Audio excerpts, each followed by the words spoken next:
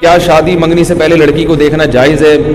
مہتاب حسن نے پوچھا. نہ صرف جائز ہے بلکہ مستحب ہے. رسول اللہ صلی اللہ علیہ وسلم نے ترغیب دی ہے کہ جس سے نکاح کرنا ہو اسے پہلے ایک نظر دیکھو. سمجھ رہے بات کو؟ یہ آج کل بڑے مسائل ہیں, دیکھتے نہیں ہیں اور اس کو شرما شرمی میں. یہ غلط بات ہے بھائی. آپ قربانی کا جانور خرید رہے ہو, اس کو دیکھے بغیر نہیں لیتے, جو تھوڑے دنوں میں کٹ جائے گا. جو بیوی پوری زندگی آپ کے ساتھ رہنے والی ہے اس کو بغیر دیکھے.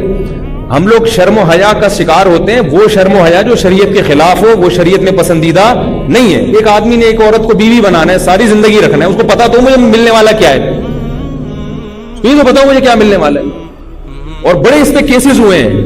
بہت سے لوگوں نے بغیر دیکھے نکاح کیا, بعد میں وہ بڑے پچھتائے ہیں کہ یار میں سمجھا کچھ تھا, میری اماں کی جو رپورٹ تھی وہ یہ والی وہ رپورٹ غلط نکلی. اب اماں کی پسند کچھ اور ہے, اماں نے حسن کے وہ زمین آسمان کے قلابے ملا دیے, وہ اماں کے حساب سے, آپ کا الگ معیار ہے.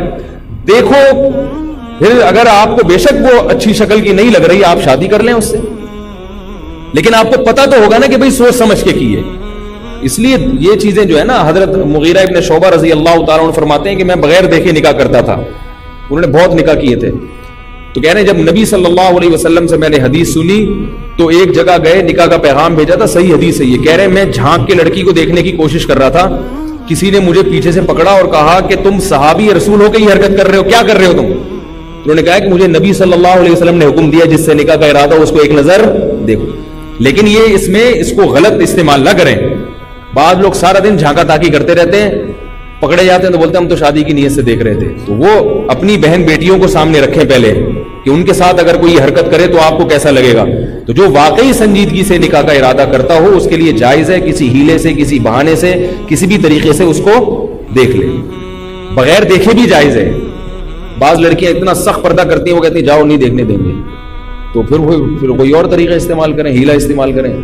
ہمارے ایک رشتے دار تھے, انہوں نے کوئی خاتون دیکھنی تھی, ترتیب بتا رہا ہوں, ترتیب نوٹ کر لیں اس کو. تو وہ کالے شیشے لگائے اور وہ لڑکی کو انہوں نے پیچھے بٹھا دیا. لڑکی کو نہیں پتا کہ مجھے دیکھ رہے ہیں. جب کالا شیشہ ہو نا تو ادھر اندھیرا ہو تو اس پار نظر نہیں آتا, اس پار نظر آتا ہے. اس طرح ہیلا کر کے دکھا دیا انہوں نے, تو وہ پھر شادی ہو گئی ان کی. تو جو نبی صلی اللہ علیہ وسلم نے جو ہمیں حکم دیا ہے وہ ہمارے لیے زیادہ بہتر اس کو فالو کرنا.